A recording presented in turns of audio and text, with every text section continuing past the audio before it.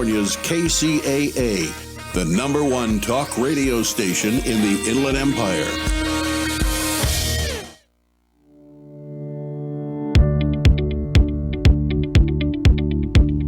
Hey, live from the studios of KCAA Radio in sunny Southern California, part of the CNBC Financial News Network and National NBC News Network, and home to the dream of the California lifestyle. Welcome to Julie Talks Money, where money is our subject, experts are our teachers, and your financial literacy and freedom, and enjoying the lifestyle of your choice is our goal. I'm your host, Julie Phelan. Thank you for joining me today. Each week, my experts and I will bring you information on what's happening in money world and a bunch of clues, hot secrets, strategies, and a bunch of tips to help you save more money, keep your money, and grow your money, and most importantly, make more money in ways that you may never have considered or thought of being possible by yourself. From the truth behind flipping homes, to having rentals, to the new technology that is changing the way we do business and changing our wallets, to how you can make sure you have enough money for your kids' college or for your own retirement. I hope you'll find fascinating and fun information as Julie talks money with experts in real estate, stock, budgets, assets, loans, and growing your money. Today we're going to have a special guest who's going to be talking to you about retirement programs and plans. But first, I always like to start the shows off with a few little tidbits. So first of all, definitely I'd like to say Happy Father's Day to all the fathers that are out there. Tomorrow is Father's Day. And, in a survey said what dads actually want for Father's Day, and almost half of dads want more than anything else. It costs nothing more than a few minutes of your time. The answer is a phone call. Most dads would really like to have a phone call. 47% said that's what they want most on their dad's special day. So give your dad a call tomorrow. 2, the side of the bed you sleep on often reveals your favorite movie type. According to new research, people who sleep on the left side are more likely to prefer drama films, where the people who sleep on the right side are more likely to prefer action films.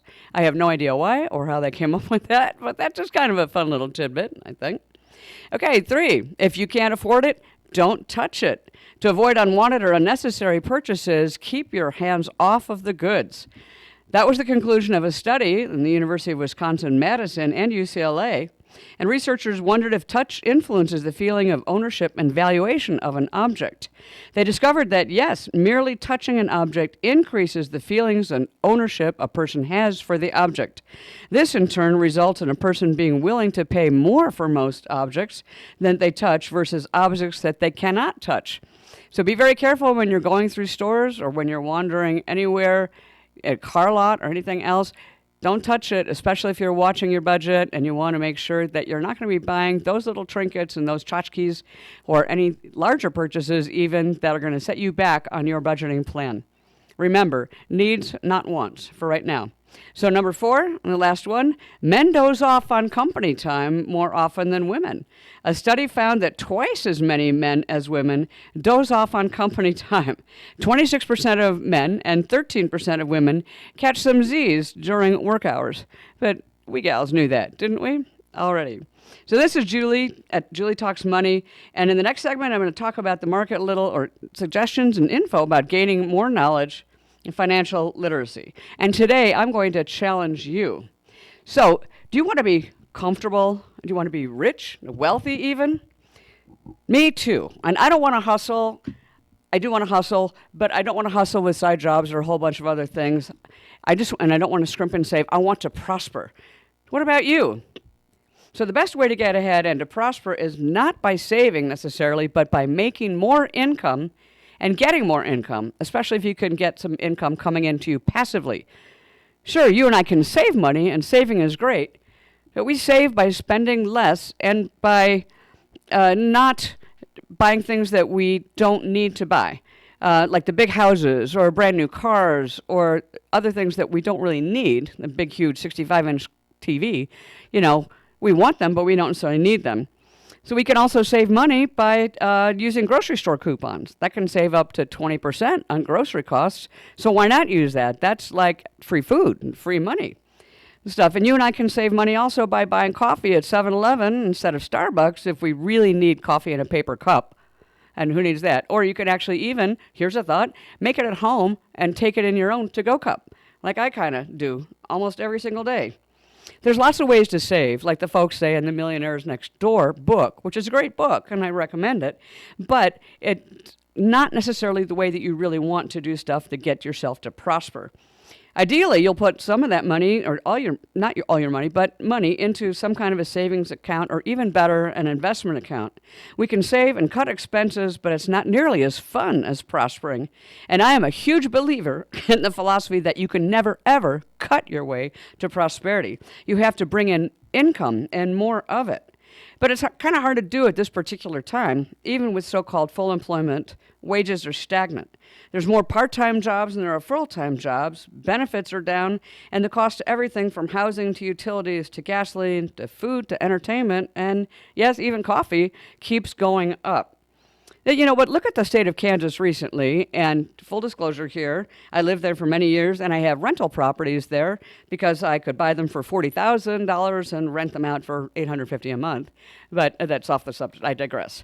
Basically, in 2012, the governor at the time enacted a program of basically cut taxes, cut the size of government, and the state will thrive.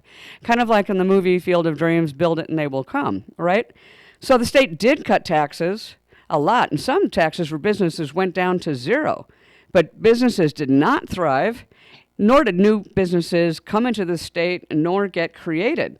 So within 3 years, the state had a deficit of $900 million, and the Kansas Supreme Court said even the public schools were funded way below the required minimums. Roads were crumbling, snowplows didn't run, universities lost funding, libraries lost funding, and health care went down as a result, because they weren't getting funding that they normally would get in services from the federal government. It was basically a disaster. You can't cut revenues as well as expenses and expect to prosper, much less get rich. All you will do is live poorly, and even more so as housing expenses, utility expenses, all those expenses go up, right? Because if you're just saving or you're scrimping, that's going to keep you on a level field, but you can't control some of these other things and expenses. So what do? Well, you take on extra jobs, a side hustle. You say, drive for Lyft or Uber Eats, maybe DoorDash, deliver pizzas late at night, tutor kids. But you also have to take advantage of different ways to create more income and grow it for your retirement. And you cannot just put it into a bank or a CD. Even with compound interest these days, it's not going to grow much at all. So, ever hear of the rule of 72? Sometimes people call it the rule of 7. Basically, it's a formula, a little rule that gives us a formula for how long it will take for money to double. So, let's look at right now, where banks are paying interest on savings accounts at about 1%. Yep, just over 1%, maybe 1.25%. With that formula, it would take almost 67 years to double your money. So, in real terms, let's say you put $1,000 into a savings account earning 1.25%. It would take you 67 years for you to have $2,000. So it's crazy. I don't have that time. Do you? So here's an interesting story. I love history. Ben Franklin is famous for his money making and money saving trends. You know, among other things, he said, a penny saved is a penny earned, right? We've all heard that. Well, on a dare, sort of, when Franklin died in 1790, he left a plan that would enrich the cities of Boston and Philadelphia, he hoped, where he had lived in both those places. The plan was based on a concept we know as compound interest, which also included kind of the rule of 72, which is what Franklin thought would make Boston and Philadelphia very wealthy cities in a couple of hundred years. So in part of his will, Benjamin Franklin left 1,000 pounds, which is just about under $5,000, each to Boston and Philadelphia, with some restrictions in the will. Both cities were to invest the money at an interest rate of 5%, compounded yearly, and they were to leave it untouched for 100 years. At the end of 100 years, the city was allowed to spend 3/4 of it on city improvement projects, and the rest was to be reinvested for another 100 years, again at the same interest rate of 5%. So Franklin estimated his donation would end up in just 100 years, increasing by more than $650,000. And then at the end of 200 years, each city would have over $21 million in their investment fund. That's pretty cool, right? If you can let it grow, or 100 or 200 years, that's awesome.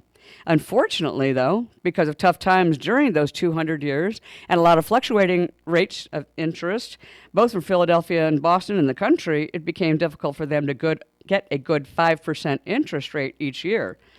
So as a result, after 200 years, the Boston Fund, instead of $21 million, had only $5 million, and Philadelphia, which invested it differently, was only able to collect about $2.5 million in their fund. So here's the moral of the story, kind of. Money can definitely make you money passively, and you should take advantage of that. But not in banks. Not at today's rates of just over 1%. And even if you were to get a 5% increase or a 5% interest rate, that's still no guarantee that even after 100 years, you'd have a heck of a lot of money. You have to do different things and take different steps. You can't just be like the gambler in Vegas who puts money on the table and then says, let it ride, right? Thinking that's going to make you money. You have to pay attention to it and figure out ways to grow it. And that's what Julie Talks Money is all about. So my hope is that you really got to listen to me, Julie Phelan, and my experts here at Julie Talks Money to learn how to really save and grow and keep your money. And then know where to save it to get a decent return and investments that can create that return. So one of the ways that you can do that is with your retirement account, and especially a self-directed retirement account or IRA. My special guest today founded and runs her own company in Orange County called Untitled Ira Is Is, and she'll talk with us about what they are and how they work and how they can help you a ton when we come back. This is Julie Talks Money. If you have questions, call me at 909-792-5222, our call-in line, 909-792-5222, and stick with me. We'll be right back.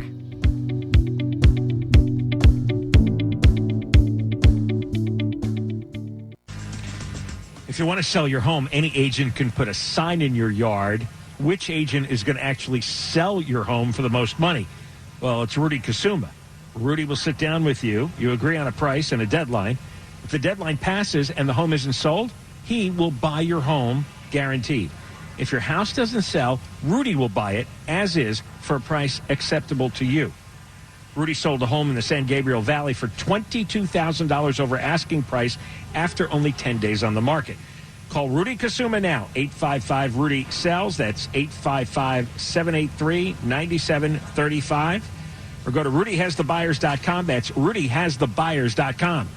We all know money doesn't grow on trees, but you can grow your wealth every Saturday at 11 a.m. with Julie Phelan. Julie and her guests have a wealth of knowledge to help you gain more wealth. Your financial future can be bigger than your past. If you need to build fast cash or passive income or long-term wealth, each Saturday at 11 a.m. for Julie Talks Money, right here on NBC Radio, KCAA, 1050 AM, 102.3 FM, and 106.5 FM. And now on Alexa, play KCAA. Hey everybody, this is Julie Phelan from Julie Talks Money. If you're looking to get started in real estate investing, but you're not quite sure how or where you find property or how you'll be able to fund it, call my friend Anna at Citywide Funding and Realty. There you can find discounted properties like foreclosures, bank-owned properties, and commercial properties every week. Anna will also provide you with the way to buy them with special loans. Maybe you'd only have to put 10% down. Call her to get qualified and find out how you can get into the real estate investing game. Let Citywide Funding be your one-stop shop to find, buy, and fund your first or your next investment deal or business. Call Anna at 310-985-9074. That's 310-985-9074. Citywide Funding, 310-985-9074. Get qualified today. And welcome back to Julie Talks Money here on KCAA Radio, AM 1050, part of the CNBC Financial News Network and the National News Network for NBC. I am here with a guest, Karen Hall, who is the founder and president of Untitled Ira Services. I've known Karen for I don't know, 5 or 6 or 7 years, maybe 10, through the different networking that I have done. And I know her to be a fantastic woman and investor, and I love women who have businesses and things. In the midst of a recession and mortgage market collapse, Karen founded and made a resounding success of Untitled Ira Services. As a single mom, she discovered a strategic way to put her 20 years of mortgage banking, real estate, and property management to use. Definitely with the IRA services, it was a very lacking niche, I guess you'd say, in the market that she has filled most brilliantly. Karen was at Bank of America, IndyMac, and had her own mortgage brokerage, but she, like me, believes that financial literacy is really important, and IRAs and self-directed IRAs are a great way to help with retirement. Thanks for joining me today, Karen. I appreciate your time. Really happy to be here. So delighted. So I guess the first thing that everybody wants to know is, what is the difference between IRAs? You got an introduction to IRAs. If you give us a little background. Sure. An IRA, I think we all know what that is. It's an individual retirement arrangement, account, what have you. But basically what it is an amazing tool that lets you save for retirement. And I'll tell you what, it's coming at you like a freight train, so we all need to save. Isn't that the truth? So I've heard different things. There's a regular traditional IRA, and I know you can go ahead and just even open one of those online if you wanted to with Fidelity or something. And then there's also a Roth IRA, and then the self-directed IRA. What's the difference between them? Let's start with the traditional and the Roth, if you would. Yeah, so whether you open your account with UDirect IRA Services or Fidelity or whatever, an IRA is an IRA. The rules are the same.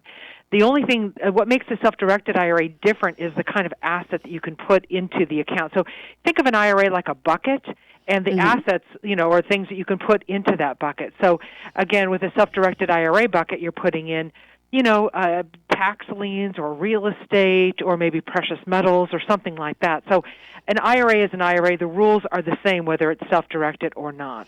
Okay, and with a traditional IRA, my understanding is that the money goes in tax deferred, and with the Roth, you pay the tax up front, and then the money goes in, that's after tax, is that right? Yeah, generally speaking, with a traditional IRA you're right, you put in pre-tax dollars, and then your money grows tax deferred, and it's taxable when you take it out. With a Roth, typically speaking, the money goes in after tax money. You don't get a tax deduction for making a contribution. The money grows tax-free, and as long as you meet two qualifying requirements, then the money comes out tax-free for life as well. So that's really kind of a neat thing. I had a client, actually not a client, but an accountant, who said sometimes you can say that it depends if you plan to be having less income when you're older or more income might determine which IRA you want. Would you agree with that? Well, that's really true, because when you are in your 70 and a half is when you have to take what's called an RMD, or required minimum distribution. And when you're 70 and a half, you may not have a lot of tax deductions like you do when you've got children and you're putting kids through school and so forth. So it may be that you're taxed at a higher rate when you're older, or maybe not. So it all depends upon your situation, and we always have to ask our tax advisor to guide us in what IRA is best for us.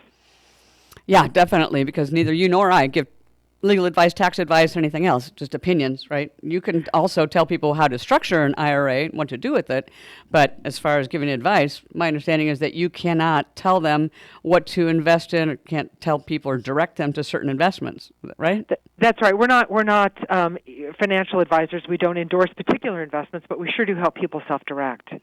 So tell me again, what's the difference between that and me going to Merrill Lynch or Fidelity or TD Ameritrade or any of the other companies or even my local bank to open an IRA? Did they? Sure. Well, yeah, you can open an IRA, and believe me, you should be saving for retirement no matter what you're doing. But the difference is that those companies that you've mentioned won't help you invest outside of the stock market. They will only help you invest in what's called correlated assets related or correlated with the stock market. So if you wish to, take control of your own IRA and invest outside the stock market, that's when a self-directed IRA can help you. And if you are with them and they're directing or they're putting the money into the stock market, who's controlling which stocks or which funds or anything else that the money goes into? Exactly. Who's controlling it? And we don't know that person. It's some fund manager who we don't know. So then we're trusting a stranger's decisions, with our retirement account. So there are a lot of pros and cons to both kinds of accounts, whether you're going to have an account in the stock market or outside the stock market. A self-directed IRA just gives you a choice. You don't have to put the money in stock market assets. Oh, that's kind of nice, because I know that I have in the past had a 401k, or I've had other brokerage accounts, and it was in the stock market, and even mutual funds. That was a very common way to invest when you're starting out, right? Mm-hmm. And you can pick the mutual fund, but you don't really know what's in the stock, what stocks are in that mutual fund, right? Yeah, you can usually, dig down to it and find out, but I think the point is that there are some assets that may, what we say is, I'll put it this way in the industry, is invest in what you know best. And maybe what you know best is maybe real estate. Like I know, Julie, I know you know real estate best. And so if that's the kind of asset class that you best know, well, maybe you should invest in assets that you understand. Because these are precious dollars. I mean, the money that you save, every dollar that you earn is so precious, and it's hard to, especially in Southern California, make ends meet. So, that money is really, really special and precious. So what you need to do is invest in assets that you know and understand for the best possible outcome. Karen, I'm so glad you said that because I absolutely agree. And as we were talking about, you can't just have something in a savings account. It's not going to grow where you want it to. And you have to find the different asset classes that you like. I also, years ago, when I was starting out in investing, I had the job and had the other stuff, was investing regularly into a stock market, stock mutual funds, or whatever my account was with a company at that time. I ended up doing a little bit of borrowing against the margin, the account value, because things kept going up. And then I had what's known as a margin call, and I'm sure you know what that is. For our listeners, that's like, oh, you borrowed too much, now the stock went way down, you have to, pay us back and sell. Essentially, what I had to do was sell almost all my stocks because the value of my portfolio dropped by about 40% overnight. So, wow, that's frightening, and that's not when you've got self-directed IRA assets, they may too have expenses. So that's something to keep in mind. We always say begin with the end in mind, right? Like Stephen Covey said. So you definitely want to pencil out all your anticipated expenses. Whether you're borrowing on a margin with stock related or with market related assets, or maybe you've got a house in your IRA, and that kind of an asset is also going to have expenses. I'm glad you mentioned that because I want to talk to you about that in a second. But the main thing that I was trying to say too is that it was just out of my control. A lot of it was out of my control. What happened because of the stock market versus the other assets and the asset classes and stuff. So now that was back when I had a 401k with the employer matching some money a little bit. And I'm a firm believer in take whatever you can from the employer because that's free money, right? And to match it. Yes, it is. Can I do a self-directed 401k as an independent person or self-employed? If you're self-employed and you have no full-time employees in any of the companies you own, then you're eligible for what's called a solo 401k. I think it's really just called a 401k, but I mean there's some jargon words for it. Solo 401k is the way it's often described. So it's again a 401k for a self-employed person who has no full-time employees in any of the companies they own. It has a lot of bells and whistles. It's a pretty cool thing if you know how to use it, and we do, and we can certainly help you with it. Do I have to have a company in order to do that? You do. I mean, well, you don't have to be incorporated. You could be a sole proprietor. You could have an S corp, C corp, LLC, what have you. But you do need to be self-employed and have income. I'm sure that has something to do with wonderful government regulations. Well, yeah. There's no lack of regulations when it comes to retirement accounts. That's for sure. Now, with the Roth IRA, just going back to that for a second, do you have to have that same required minimum distribution at age 70 and a half? You don't. A Roth IRA doesn't have an RMD unless, and this is something that can be kind of surprising to people, unless it is the Roth bucket of a 401k. The Roth 401k dollars, you do take an RMD. Roth IRA dollars, you do not take an RMD. Oh, that sounds like another one of those specific things you have to have an expert make the distinction on. Yeah, and that's what we're an expert in, helping you with some of with your questions. Like how do I do this? How do I do this? But nothing replaces the expert advice of your personal tax advisor. Sure. Now, is there an annual contribution limit between the two? Is it the same or different? Yeah, actually, this year, 2019, the limits went up for the first time in 5 years. So if you're 49 or younger, you can contribute $6,000 a year. If you're 50 or above, it's $7,000 a year. And so understand that is for all your traditional and Roth IRAs combined. So if you have one traditional account, one Roth account, you can only contribute, and you're under 50, you can only contribute $6,000 to both accounts combined. Not $6,000 to one and $6,000 to the other, but $6,000 to both combined. So there are definitely limits on how much you can contribute, but the good news is there is no cap on the proceeds that your IRAs can earn. That's good, although it's kind of limiting, it seems like, where you can't put as many retirement dollars away as you could before. if I'm understanding you right. No. You can put away more than before. The limits increased on how much you can put away, how much you can contribute. That increased this year. Again, it increased for the first time in 5 years, so it's been a while. But the IRS wants the tax revenue on your income, and so basically what they're doing is saying, look, we'll wait and hold off our ability to tax you on this money until later on, if you will save for your retirement. Gotcha. Okay, we have to take a quick break, so stick with us if you would. And if you have any questions, you want to talk to Karen and ask her some questions, or me, call in at 909-792-5222. That's 909-792-5222. 909-792-5222. This is Julie Phelan, your host of Julie Talks Money at KCAA 1050 AM radio. We'll be right back.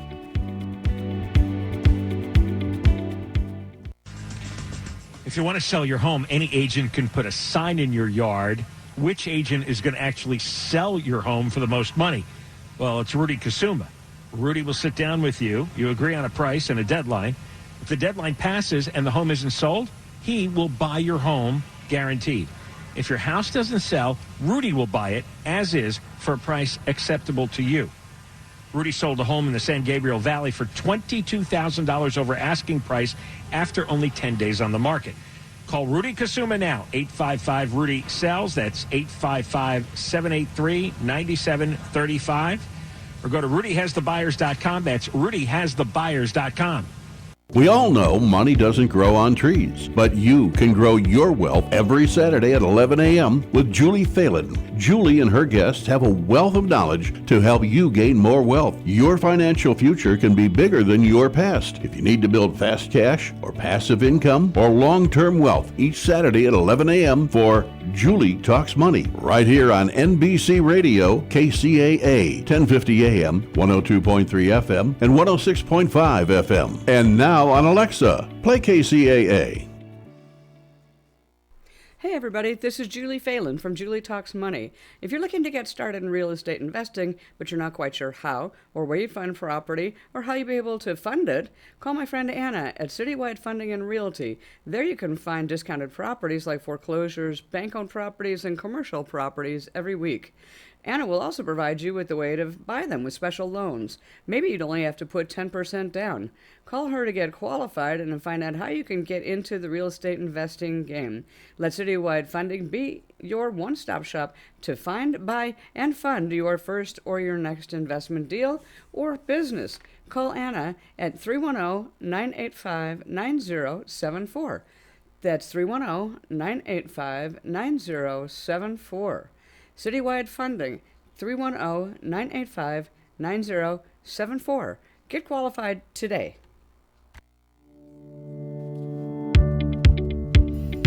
And you're back with Julie Talks Money. I'm your host, Julie Phelan, and I have a special guest today, Karen Hall, who's the president and founder of UDirect IRA Services. We're talking about self-directed IRAs and how you can use those compared to traditional IRAs in order to grow your money in a different way and not just have it passively sitting in an IRA. So thanks for being with me, Karen. Again, appreciate it. Thank you, Julie. I appreciate it. You know, with self-directed IRAs, you can self-direct a traditional, a Roth, a SEP, a simple, a spousal, an inherited IRA, a 401k. So many different kinds of accounts can be self-directed, which I think is just so exciting. I think that's exciting, too, and most people don't even know that there are that many kinds of IRAs, or that you can do a self-directed 401k and the inherited one. I want to come back to that in a minute.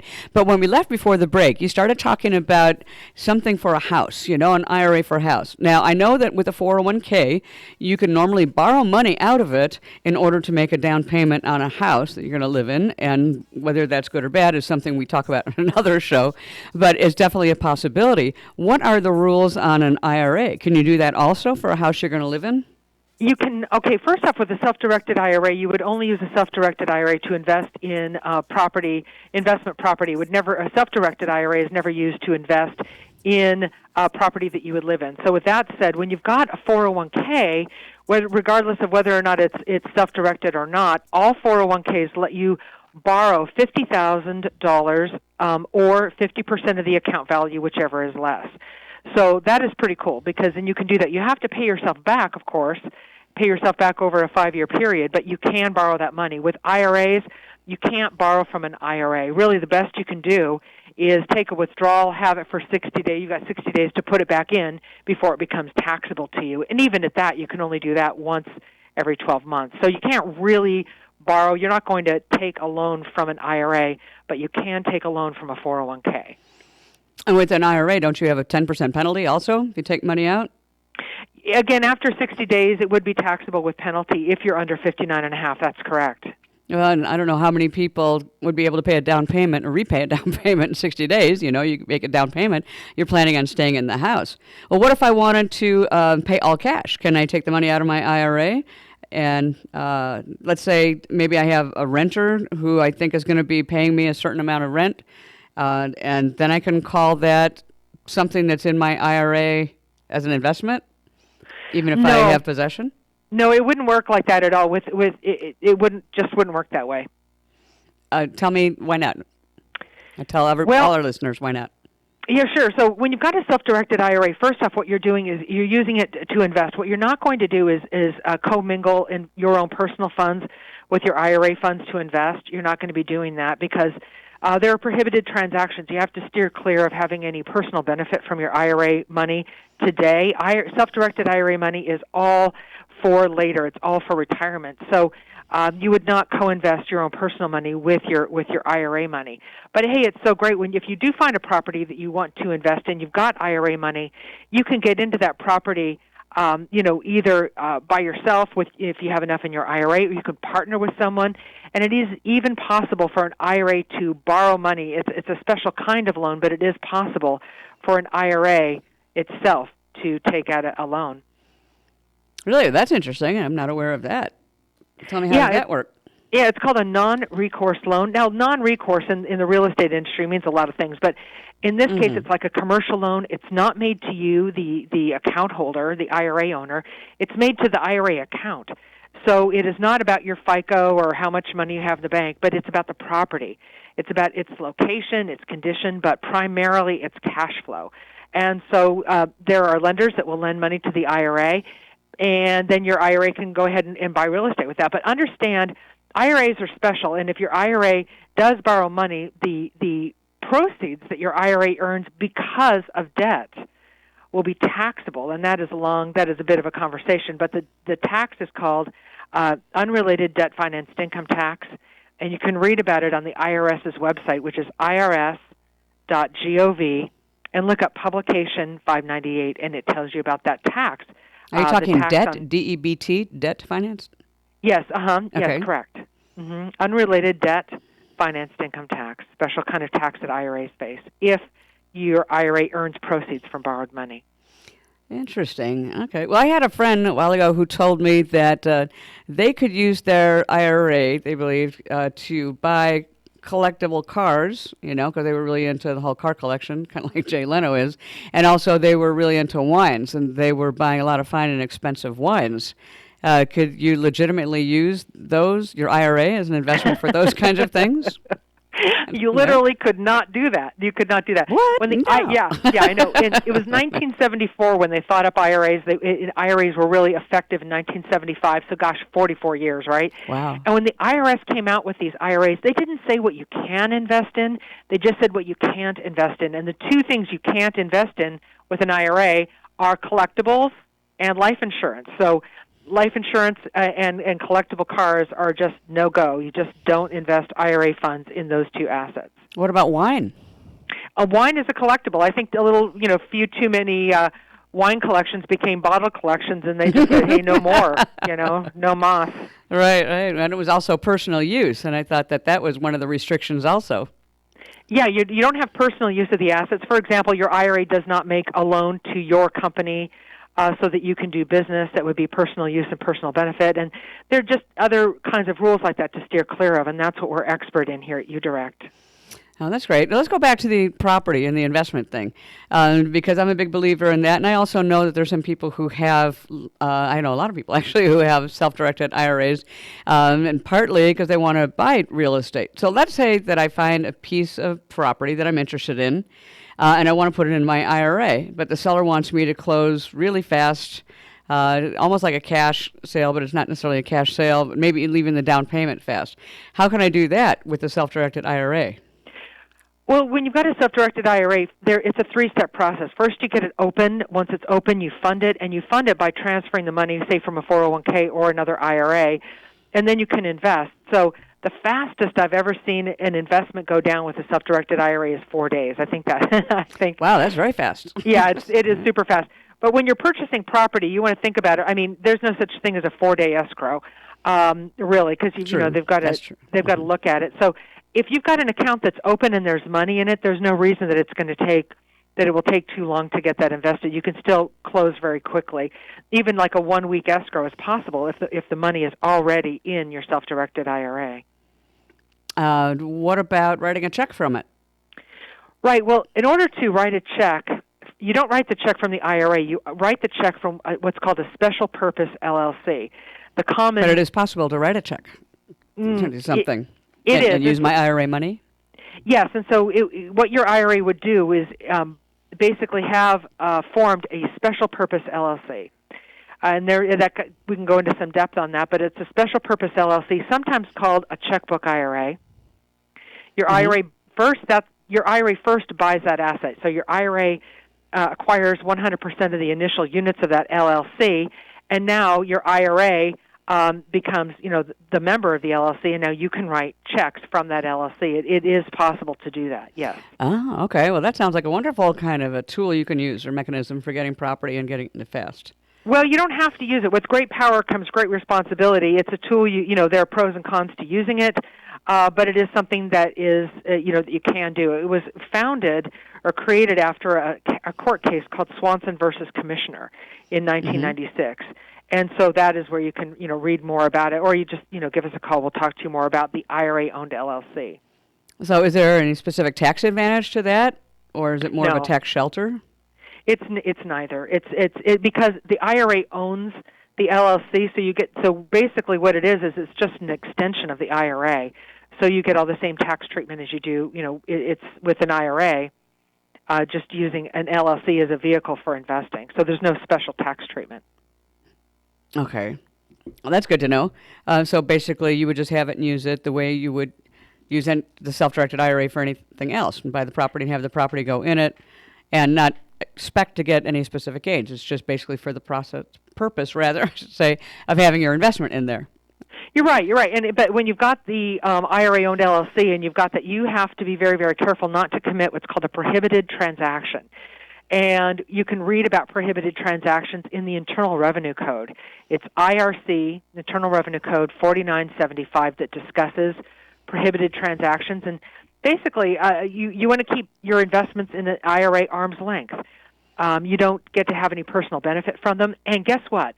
There are people who are disallowed to your IRA. They are your lineal ascendants and descendants. So your IRA, self-directed IRA, doesn't do business with your parents, grandparents, you and your spouse, your children, your grandchildren, and their spouses.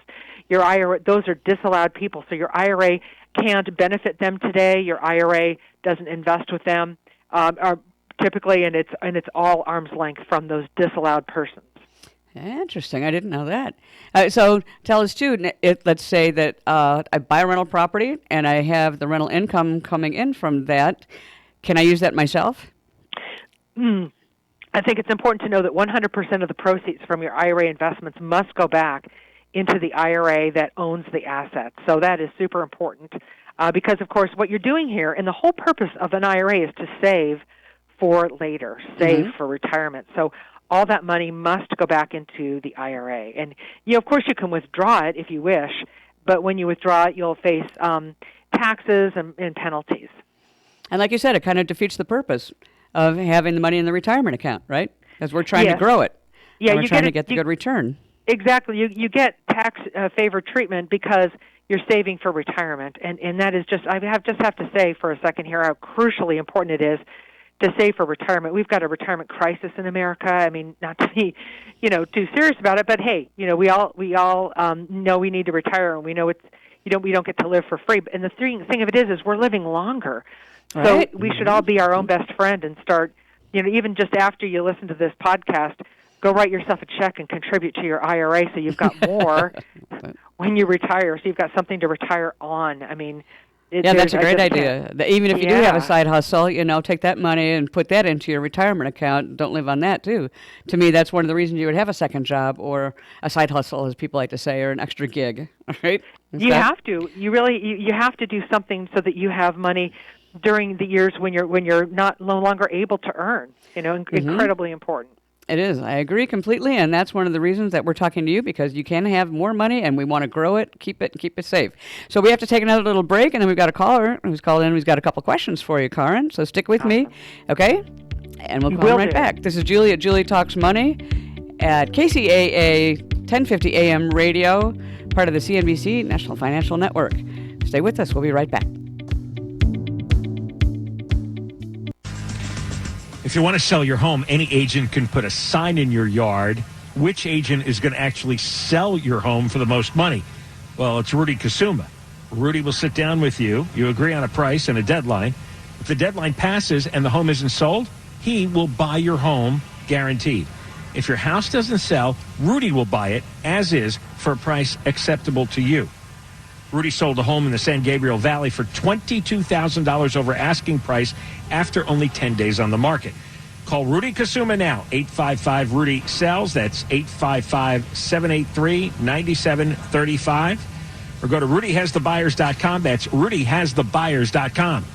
We all know money doesn't grow on trees, but you can grow your wealth every Saturday at 11 a.m. with Julie Phelan. Julie and her guests have a wealth of knowledge to help you gain more wealth. Your financial future can be bigger than your past. If you need to build fast cash or passive income or long-term wealth, each Saturday at 11 a.m. for Julie Talks Money, right here on NBC Radio, KCAA, 1050 AM, 102.3 FM, and 106.5 FM. And now on Alexa, play KCAA. Hey everybody, this is Julie Phelan from Julie Talks Money. If you're looking to get started in real estate investing, but you're not quite sure how or where you find property or how you'll be able to fund it, call my friend Anna at Citywide Funding and Realty. There you can find discounted properties like foreclosures, bank-owned properties, and commercial properties every week. Anna will also provide you with the way to buy them with special loans. Maybe you'd only have to put 10% down. Call her to get qualified and find out how you can get into the real estate investing game. Let Citywide Funding be your one-stop shop to find, buy, and fund your first or your next investment deal or business. Call Anna at 310-985-9074. That's 310-985-9074. Citywide Funding, 310-985-9074. Get qualified today.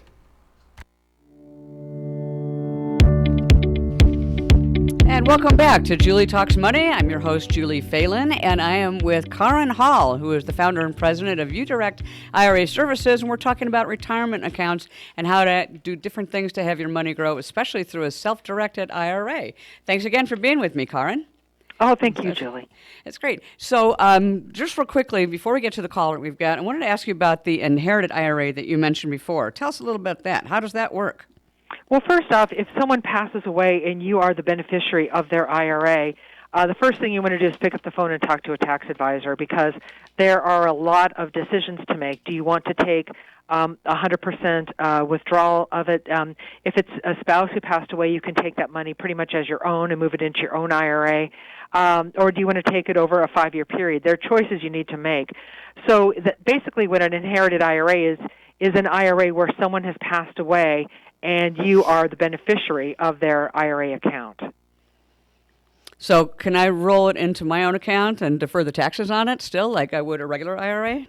Only if the deceased is a spouse. Otherwise, no. Otherwise, then what you would do is you could self-direct that IRA, that inherited IRA, but you would still need to take required minimum distributions on the deceased's, based on the deceased's lifespan. In other words, there's an RMD table, a required minimum distribution table, and there are factors. So you would use a factor of the deceased person. Sorry, it's not too technical, but see, if this happens to you, you just definitely want to call a tax person and say, "Hey, I inherited an IRA. What are my choices?" But they are self-directable. Let's put it that way. If someone passes away, it is possible that you could self-direct those funds and use those funds to invest in alternative assets. Right, and add to mine. No, that's great. Now, I understand that you also have, or host, I don't know which it is, a real estate investment club or a club for investors. And would I find a tax attorney at your club, possibly? Oh, I bet you probably would. Yeah, the club is called OC-RIA, Orange County Real Estate Investors Association, Orange County, California, and we are having a good time. We just had our meeting this past Thursday, and it was wonderful. We had Leonard Barron speak. He's an expert on how to do due diligence, and I'll tell you what, smart investing is all about due diligence, and so it was just wonderful to have him, to have him there and speak and teach us more about what we really need to know. So every month it's a different speaker that teaches us about real estate investing. Now, what if I went to your club and I said, okay, I've got a great deal and I'm looking for somebody who's got some private money and maybe they can invest in it. Can you tell me who to go to, Karen? Well, I don't necessarily do that because with self-directed IRAs, there's IRAs that are self-directed, and we don't recommend or endorse investments. But when you're there, you're going to be networking, meeting people, and that's what it's all about. It's all about meeting other people, and we have about 50 to 100 people at every meeting, and everyone there is a real estate investor. So chances are you'll find somebody interested in your deal. That's great. And if I have some money that I want to put into a deal, can I say, Karen, I have got some money. Can you tell me who to give it to or recommend anybody? No, I can't do that. I really can't. But if you go to our investment events and our networking events and so forth, you're going to meet a lot of people who can help you with that question. And I can vouch for the fact that they're fun and they've got some really good networking opportunities, especially when you have the different venues at restaurants and clubs. So we're going to go into the caller that we've got now. Unless we've got a couple questions for you. Are you there, caller? Go ahead. Yeah. Hi, what's your name? Mark. Hi, Mark. How are you doing today? Good. I'm out in Redlands, and I thought I never was going to get through to you guys. I'm so glad that you called and that you did get through. So you've got a question for Karen about retirement? I'm an engineer and 60 years old. I know I sound like I'm 18, but and I've been working at my business. I've been working out in El Segundo for 35 years, and I have a 401k now.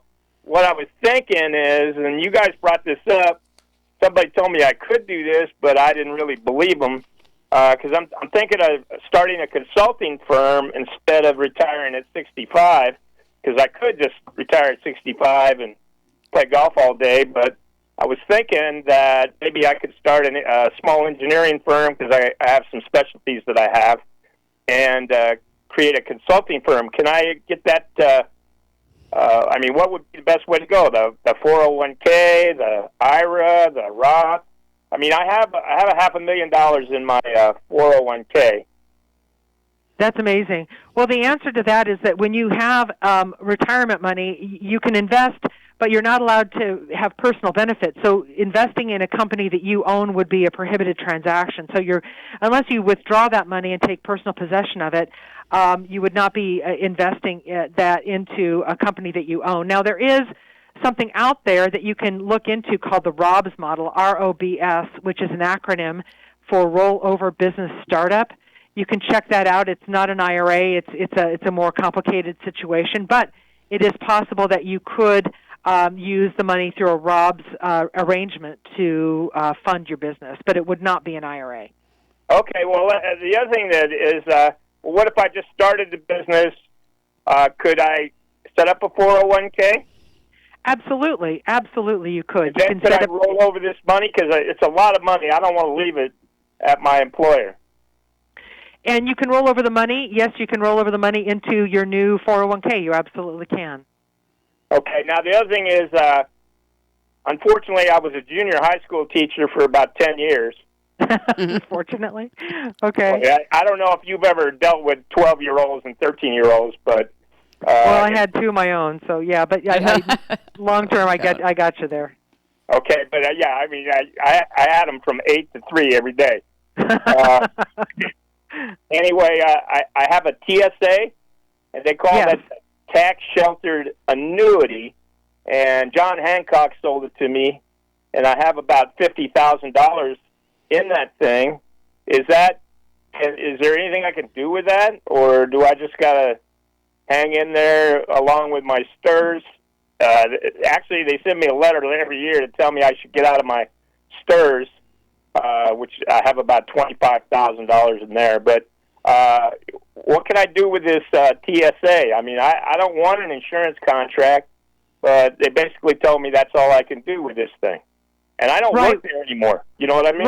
Right. So what you need to do is see if it's if it was within the 401k, but and when you've got an annuity, there are often big exit fees. So what you need to do is talk to them about what your options are, and they can help you. So you call the plan administrator for these programs, and you say, hey, this is I've got these programs, and I've got this money invested. What can I do with it? And they will let you know what your options are. So I could roll it over, couldn't I? You could, as long as it was tax protected. And I don't know about the tax sheltered annuity, if that was actually in the 401k or a separate asset, maybe in a separate investment. It's not in a 401k. It's a teacher retirement account. I understand. So it's in basically, a 403b. Yeah. So it is a retirement account, voluntary contribution account. Okay, well, a 403b and a 401k and a 457, all those kinds of accounts.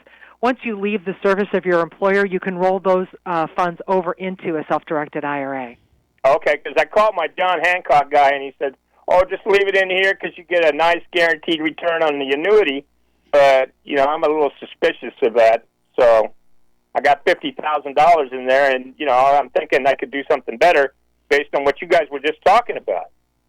Right, invest in asset classes that you know. So you can absolutely roll it over, and, I'd love to talk to you about that further. Okay, well, good. I appreciate this show. It's a good thing that, anyway, yeah, I like this show. I was listening to that T show for a minute, but this is a lot more fun.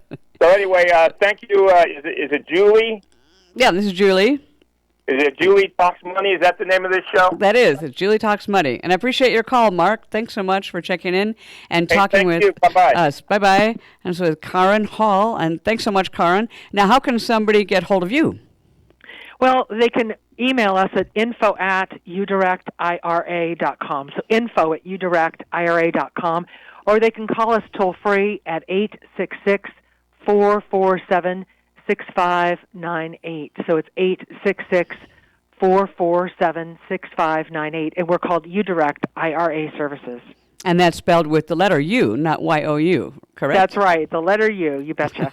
To make sure people get to the right spot and stuff. And, of course, if you have any questions for me or for my guest at any time, especially Karen, you can always contact me at julietalksmoney@gmail.com. That's julietalksmoney@gmail.com, or call me at 951-327-8108. Yeah, that's a new phone number. It's 951-327-8108. 951-327-8108. And then you can also talk to me about how to get in touch with Karen directly. I'll make an introduction with Karen and UDirect IRA Services. I really appreciate your taking the time and giving us so much information, Karen. You're a wealth and a fountain of information. And I have seen your website, and I know that there's a tremendous amount on there as well. So I think that you were probably one of the most thorough people that I have seen, making it in a really simple process for people to fill out application forms, fill out whatever forms they need.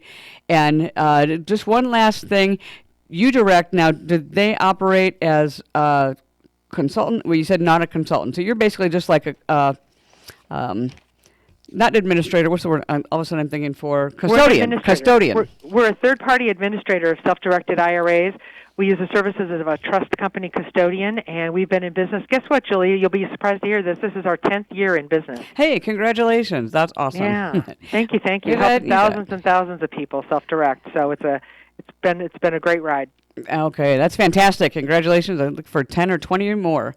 Again, this is Julie Talks Money, KCAA Radio, 1050 AM, part of the CNBC National Financial News Network, Finance Network. And I appreciate Karen Hall, my guest from UDirect. Tune in next week. We'll be talking about stocks and bonds and stock clubs. Until then, have a most prosperous week.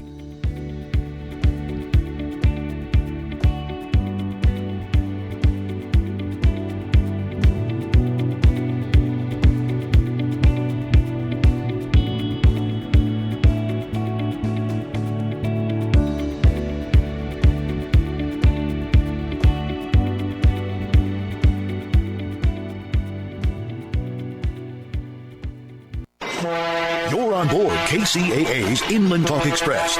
KCAA, Loma Linda, 1050 AM.